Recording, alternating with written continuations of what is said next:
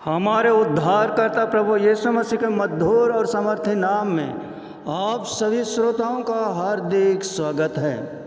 दोस्तों, क्या आप बाइबल की कहानियाँ सुनना पसंद करते हैं? अगर आप बाइबल की कहानियाँ सुनना पसंद करते हैं तो मेरी इन बाइबल कहानियों को सुनकर आप अपनी आत्मिक उन्नति कर सकते हैं।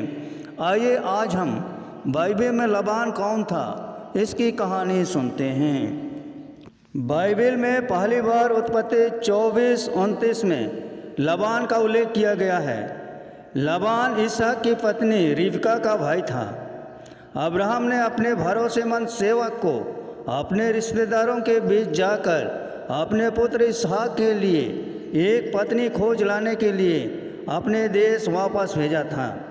जब सेवक को रिबका मिली तब उसने अपनी यात्रा का उद्देश्य बताया और वह दौड़कर अपने पिता के घराने को यह खबर सुनाई। उसका भाई लबान उस सेवक का स्वागत करने के लिए बाहर आया और उसके साथ रहने के लिए आमंत्रित किया।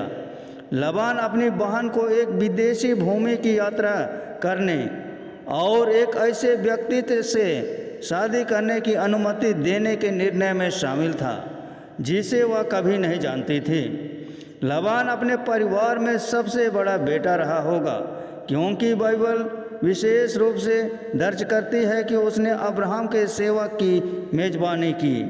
हम लबान के बारे में कई साल तक कुछ नहीं सुनते हैं। जब इसहाक और रिबका अपने बेटे याकूब को पत्नी खोजने के लिए इन्हीं रिश्तेदारों के यहाँ वापस भेजते हैं, तब पुनः लबान का उल्लेख हमें मिलता है।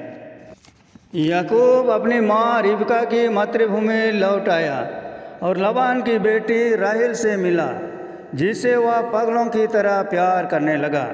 लबान ने अपनी बेटी राहेल को याकूब को देने का वादा किया अगर वह उसके लिए 7 साल तक काम करेगा। हालांकि लबान याकूब की तरह ही एक धोखेबाज साबित हुआ। याकूब द्वारा तय समय तक काम करने के बाद लबान ने याकूब को धोखा दिया और शादी की रात दुल्हन बदल दी गई। जब याकूब अगली सुबह उठा तो उसे पता चला कि उसने राहेल के साथ नहीं परंतु लबान की बड़ी बेटी लिया के साथ रात बिताई थी। क्रोधित होकर याकूब ने इस लबान से स्पष्टीकरण मांगा। तब लबान ने उत्तर दिया, हमारे यहाँ यह रिवाज नहीं है कि बड़ी से पहले छोटी बेटी की शादी कर दी जाए। इस बेटी के दुल्हन का सप्ताह पूरा करो तो हम तुम्हें छोटी को भी दे देंगे, मगर उसके बदले तुझे और 7 वर्ष तक काम करना होगा। जब तक लबान याकूब के यहाँ रहा तब तक लबान साजिश रचता रहा। हालांकि परमेश्वर ने याकूब को आशीर्वाद दिया, क्योंकि याकूब उसके दादा अब्राहम के साथ की गई वाचा को निभाने के लिए परमेश्वर का चुना हुआ था।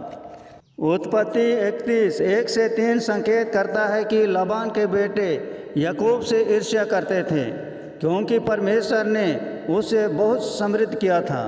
उन्होंने कहा, याकूब ने हमारे पिता का सब कुछ ले लिया है और हमारे पिता की संपत्ति से यह सब धन कमाया है। और याकूब ने देखा कि लबान का व्यवहार उसके प्रति वैसा नहीं था जैसा पहले था। तब यहोवा ने याकूब से कहा, अपने पुरखों के देश और अपने कुटुंबों के पास वापस लौट जाओ और मैं तेरे संग रहूँगा।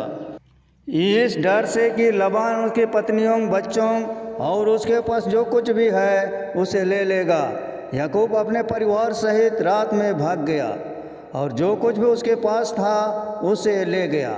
हालांकि याकूब को पता नहीं था कि राहेल ने अपने पिता के घर की मूर्तियां चुराई है।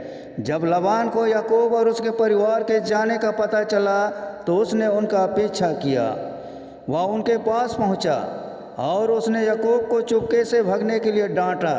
तब मूर्ति पूजक लबान ने अपने मूर्तियों को वापस करने की मांग की, लेकिन याकूब को राहेल की चोरी के बारे में कुछ भी पता नहीं था और उसने लबान को उस पर आरोप लगाने के लिए डांटा।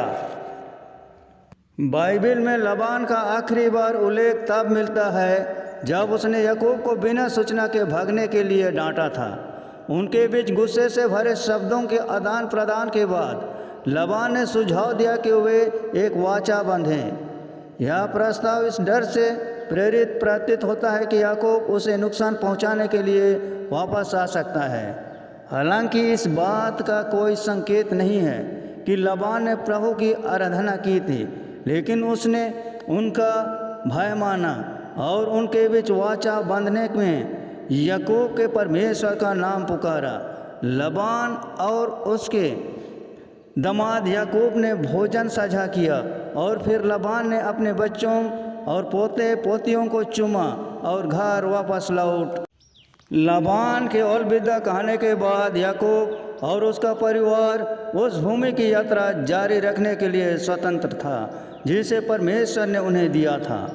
चाहे वह जानता हो या नहीं, लबान ने मानवता के लिए परमेश्वर की योजना में एक बड़ी भूमिका निभाई, क्योंकि उसके पोते बड़े होकर इस्राएल के रूप में जाने जाने वाले 12 जनजातियों में से 8 का नेतृत्व करेंगे। दोस्तों, यह कहानी आप सबों को कैसी लगी? अच्छी लगी तो इस वीडियो को अपने मित्रों को अधिक से अधिक शेयर करें, लाइक करें और चैनल को सब्सक्राइब जरूर कर दें। धन्यवाद।